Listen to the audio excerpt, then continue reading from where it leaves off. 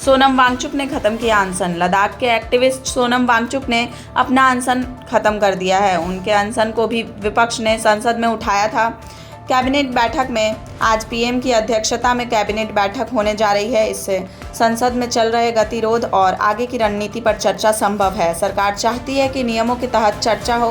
विपक्ष मंत्री के इस्तीफे और नियम 267 के तहत चर्चा पर अड़ा है। कैबिनेट बैठक और सोनम वांगचुक ने अनशन खत्म होने के बाद क्या सरकार कोई बीच का रास्ता निकालेगी? अभी तक दोनों पक्ष झुके नहीं हैं, इसलिए 2 बजे के बाद सदन की कार्यवाही शुरू होते ही तस्वीर साफ होगी।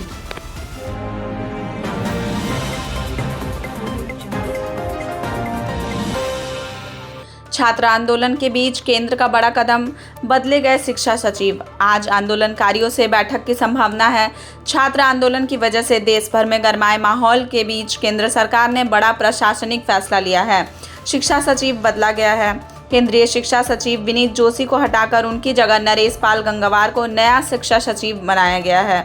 आंदोलन तेज हुआ है। नीट समेत विभिन्न परीक्षाओं में गड़बड़ी के आरोपों को लेकर आंदोलन और तेज हो गया है। आंदोलनकारियों का एक धड़ा केंद्रीय शिक्षा मंत्री धर्मेंद्र प्रधान के इस्तीफे की मांग पर अड़ा है।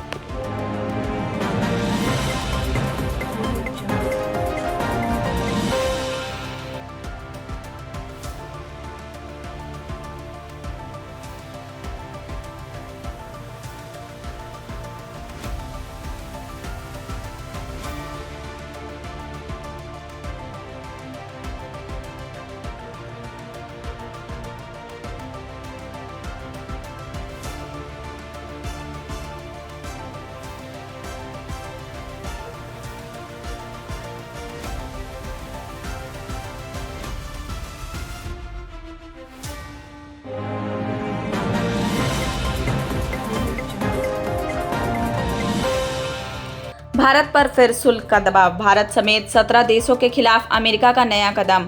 अमेरिका ने भारत पर फिर शुल्क का दबाव बढ़ा दिया है। भारत समेत कुल 17 देशों के सामानों पर अतिरिक्त शुल्क लगाने का फैसला अमेरिकी प्रशासन ने लिया है। इस कदम की वजह से भारत से अमेरिका को निर्यात होने वाले कई सामानों की कीमत बढ़ सकती है। इसका असर दोनों देशों के द्विपक्षीय व्यापार पर पड़ सकता है।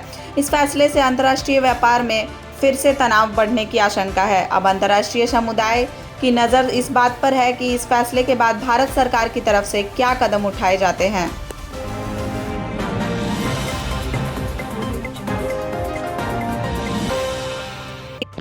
पेपर लीक पर संसद का गतिरोध खत्म हो सकता है। सरकार लाएगी सख्त कानून।